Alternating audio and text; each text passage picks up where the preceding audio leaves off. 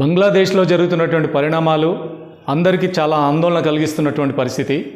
ప్రత్యేకంగా బంగ్లాదేశ్లో గత కొద్ది వారాలుగా జరుగుతున్నటువంటి ఆందోళన, అక్కడ ప్రభుత్వం దిగిపోవడం, అక్కడ ప్రధానమంత్రి రాజీనామా చేయడం అన్ని పరిణామాలు అందరం చూస్తున్నాం.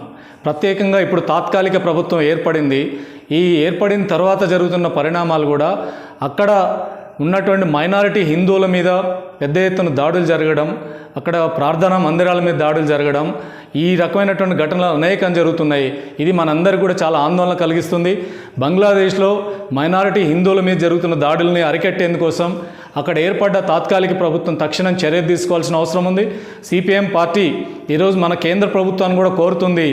కేంద్ర ప్రభుత్వం బంగ్లాదేశ్ అధికారులతో చర్చించి అక్కడ మైనారిటీ హిందువులకు రక్షణ కల్పించేందుకు అవసరమైన చర్యలు తీసుకోవడానికి కావాల్సిన ప్రయత్నాలన్నీ కూడా చేయాలని చెప్పి కోరుతున్నాం. ప్రత్యేకంగా బంగ్లాదేశ్లో ఇటీవల జరిగిన విద్యార్థుల తిరుగుబాటు, అక్కడ ప్రభుత్వమే కూలిపోయే పరిస్థితి వచ్చింది.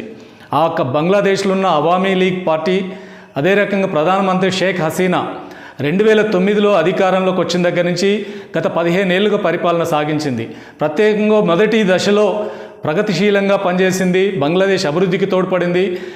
కానీ ఆ తర్వాత కాలంలో నియంతృత్వ ప్రభుత్వంగా, అవినీతికర ప్రభుత్వంగా మారిపోయింది.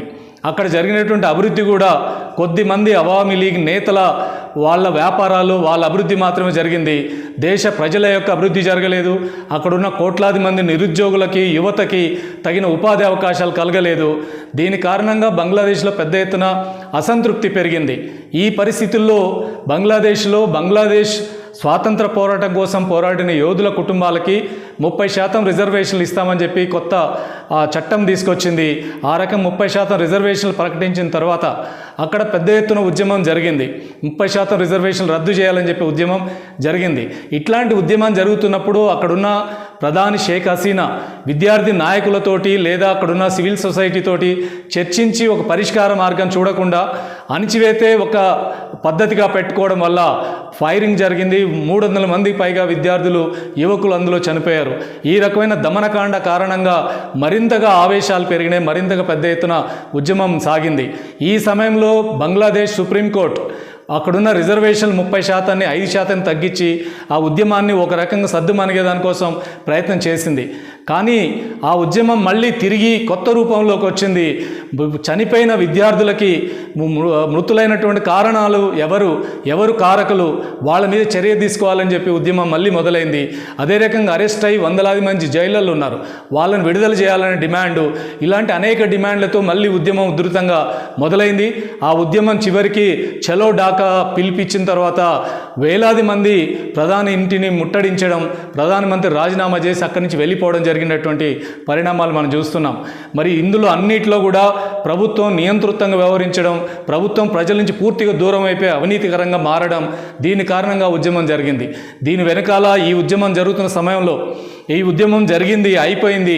ఇప్పుడు అక్కడున్న అవామీ లీగ్ పార్టీ నేతల ఇళ్లపై దాడులు చేయడం, నాయకుల్ని చంపేయడం, ఇలాంటి ఘటనలు జరుగుతున్నాయి. అదే సమయంలో అక్కడున్నటువంటి ఛాందసవాద శక్తి, జమాతే ఇస్లామీ లాంటి సంస్థలు మైనారిటీ హిందువుల మీద దాడులు చేయడానికి ఇదొక అవకాశంగా తీసుకుని దాడులు చేస్తున్నటువంటి పరిస్థితి మనకు కనిపిస్తుంది. ఇటువంటి ఛాందసవాద శక్తులను అరికట్టాల్సినటువంటి అవసరం ఉంది. రెండోది, ఈ ప్రభుత్వం పడిపోవడం వెనకాల ఏవేవో కుట్రలు పాకిస్తాన్ చేసింది, చైనా చేసిందని చర్చలు జరుగుతున్నాయి. వాస్తవంగా ఏంటంటే దీని వెనకాల ఎంతో కొంత అమెరికా పాత్ర ఉంది. అమెరికా ఇప్పుడు విద్యార్థుల్ని ఆ రకం జరుగుతున్న దాన్ని ఇప్పుడు తన అడ్వాంటేజ్గా మార్చుకునే ప్రయత్నం జరుగుతున్న పరిస్థితిని కూడా గమనించాల్సినటువంటి అవసరం ఉంది. అయితే ఈరోజు మనం బంగ్లాదేశ్లో సుస్థిరమైన ప్రభుత్వం ఏర్పడాలి, తిరిగి మళ్ళీ ఎన్నికలు జరగాలి, స్వేచ్ఛాయుతమైన ఎన్నికలు జరిగి కొత్త ప్రభుత్వం ఏర్పడి దేశ అభివృద్ధికి, అక్కడ ఉన్నటువంటి శాంతిని నెలకొల్పే ప్రయత్నం జరగాల్సిన అవసరం ఉంది.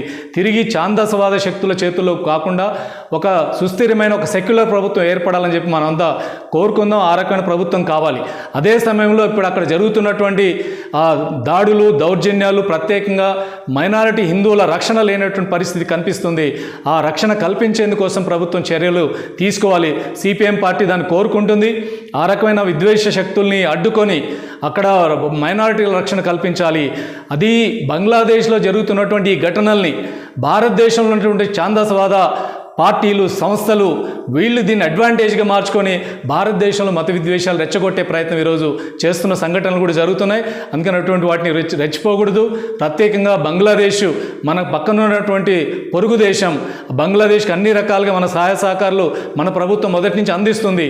ప్రత్యేకంగా పాకిస్తాన్ నుంచి విడిపోయి ఈస్ట్ పాకిస్తాన్గా ఈ బంగ్లాదేశ్గా ఏర్పడడానికి మన భారత ప్రభుత్వం అన్ని రకాలుగా బంగ్లాదేశ్కి అండగా నిలబడింది. అందుకనే బంగ్లాదేశ్ ఆ రకమైన తోటి పొరుగు దేశంతో మన సత్సంబంధాలు మెయింటైన్ చేయాలి, అక్కడున్న ప్రభుత్వంతో సత్సంబంధాలు మెయింటైన్ చేయాలి, అక్కడ మైనారిటీల మీద జరుగుతున్న దాడులని నిలువరించేందుకోసం ప్రభుత్వాలు చర్య తీసుకోవాలి.